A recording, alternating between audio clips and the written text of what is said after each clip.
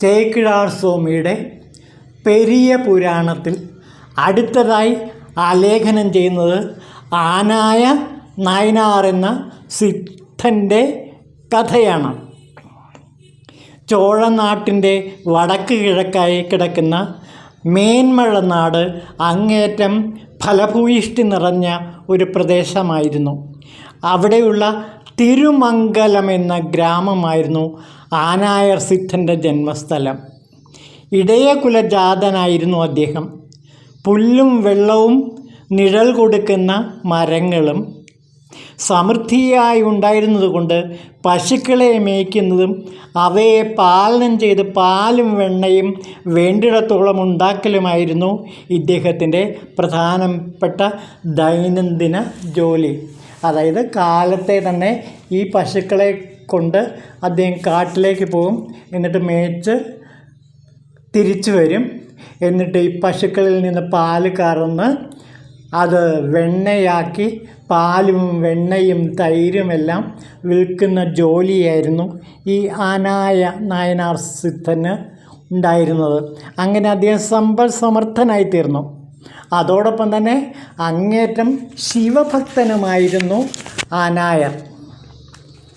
ഒരു നാൾ നെറ്റിയിൽ വിഭൂതി അണിഞ്ഞും കഴുത്തിൽ മുല്ലമാലയും കയ്യിൽ ഓടക്കുഴലും ധരിച്ചുകൊണ്ട് പശുക്കളെ മേച്ച് സഞ്ചരിക്കുമ്പോൾ മഴക്കാലമായതിനാൽ പൂക്കളെ കൊണ്ട് മൂടി നിറഞ്ഞ ഒരു കൊന്നമരം അദ്ദേഹം കണ്ടു. കൊന്നപ്പൂക്കൾ ചാർത്തിയ പരമശിവൻ്റെ കാഴ്ചയാണ് അത് എന്ന് അദ്ദേഹത്തിന് തോന്നി. സാക്ഷാൽ പരമശിവൻ കൊന്നപ്പൂ ചൂടി നിൽക്കുകയാണ് തൻ്റെ മുമ്പിൽ എന്ന് അദ്ദേഹത്തിന് തോന്നി.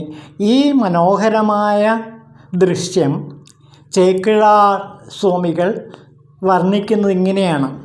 ചെണ്ടണൈന്ത ആനയർ ചെയ്ത വിരൈത്താമെന എൻ മണ്ടൽ മലർந்த തുണർ തൂക്കി മരുങ്കുതാഴ്ചൈ അടയാർ പോൽ നിന്റെ നറുങ്കോൻ്റൈനെ നേർനോക്കി നിൻ്റരുകി ഒൻറിയ ചിന്തയിൽ അൻപൈ ഉടയവർ പാൽ മടൈ തിറന്താർ. ഇതാണ് ആ മനോഹരമായ ഭാവന. ആ ഭാവനയിൽ അദ്ദേഹം ലയിച്ച് നിൽക്കുകയും ചെയ്തതായിട്ടാണ് ചേക്കിഴാർ തിരുമേനി ഇവിടെ വർണ്ണിക്കുന്നത്. അദ്ദേഹം തൻ്റെ കയ്യിലിരിക്കുന്ന ഓടക്കുഴലിൽ അതിമനോഹരമായി പഞ്ചാക്ഷരി മന്ത്രം ആലപിക്കാൻ തുടങ്ങി.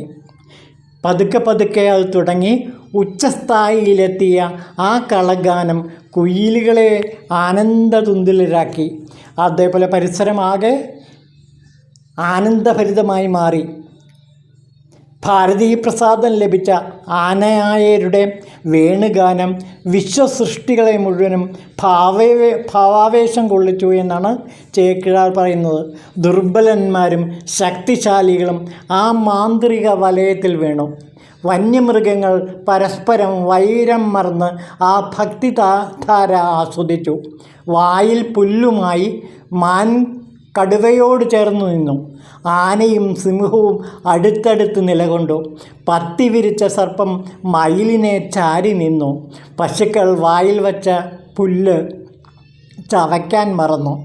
അകടിൽ വായി വച്ച മുല കുടിച്ചുകൊണ്ടിരുന്ന പശുക്കുട്ടികളുടെ വായിൽ നിന്നും പാൽ പരഞ്ഞൊഴുകി. നൃത്തം ചെയ്തുകൊണ്ടിരുന്ന മയിലുകൾ നിശ്ചലരായി. കളകളാരവം മുഴക്കിക്കൊണ്ടിരുന്ന വിവിധതരം പക്ഷികൾ സ്തബ്ധരായി മൗനം പാലിച്ചു.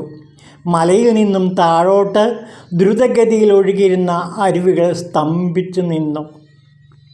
സമുദ്രം ഒരു സ്ഫടികഫലകം പോലെ ഓളങ്ങളില്ലാതെ നിന്നു.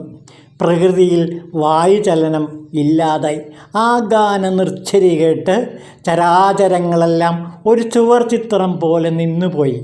ഹൃദയം നിറഞ്ഞൊഴുകുന്ന ഭക്തിയിൽ നിന്നുയർന്ന ആ വേണുനാദത്തിൽ ആകൃഷ്ടരായി ഗന്ധർവന്മാരും കിന്നരന്മാരും ചാരണന്മാരും ദേവന്മാരും ദേവസ്ത്രീകളുമെല്ലാം തങ്ങളുടെ രഥങ്ങളിൽ ആകാശത്ത് നിരന്നു നിന്നു. മഹേശ്വരൻ്റെ ജടയിൽ നിന്ന് നിപതിക്കുന്ന ഗംഗ പോലെ നിർത്താതൊഴുകുന്ന ആ വേണുഗാനത്തിൽ ജഗത്ത് മുഴുവൻ ആനന്ദ നൃത്തം ചെയ്തു. ആനായരുടെ ഹൃദയത്തിൽ അണപൊട്ടിയൊഴുകിയ ആ ദിവ്യപ്രേമം ഭൂമിയും സ്വർഗവും നിറഞ്ഞ് ഭഗവത് പ്രേമമില്ലാത്തവർക്കൊരിക്കലും എത്തിപ്പെടാനാവാത്ത സുവർണസഭയിൽ നൃത്തം ചെയ്യുന്ന ചിദംബരേശൻ്റെ കർണപൂടങ്ങളിലും പതിഞ്ഞു. ഭക്തിസാന്ദ്രമായി ഒഴുകുന്ന ആ ശ്രുതിമധുരമായ ദേവാമൃതം കേൾക്കാൻ ശബ്ദത്തിൻ്റെയും ഗാനത്തിൻ്റെയും ഉറവിടവും കാരുണ്യത്തിൻ്റെ തന്നെ പര്യായവുമായ മൂന്നാം തൃക്കണ്ണോട് കൂടിയ ഭഗവാൻ ശ്രീപരമേശ്വരൻ ദേവിയോടൊപ്പം വൃഷഭാരൂഢനായി ആകാശത്തിൽ പ്രത്യക്ഷപ്പെട്ടു. തനിക്ക് ഏറ്റവും പ്രിയപ്പെട്ട പഞ്ചാക്ഷരി ജപം ആനന്ദത്തോടെ ശ്രവിക്കുന്ന ഭഗവാന് വിഘ്നമുണ്ടാവാതിരിക്കാൻ ചുറ്റും തിങ്ങിക്കൂടിയ 68 കോടി ഭൂതഗണങ്ങളും നിശബ്ദത പാലിച്ചു.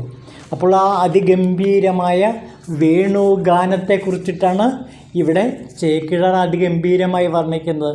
ആ വേണുഗാനത്തിൽ, ആ പഞ്ചാക്ഷരി മന്ത്ര ഗാനാലാപത്തിൽ ആ പ്രപഞ്ചമാകെ ആനന്ദം കൊണ്ട് നൃത്തമാടി.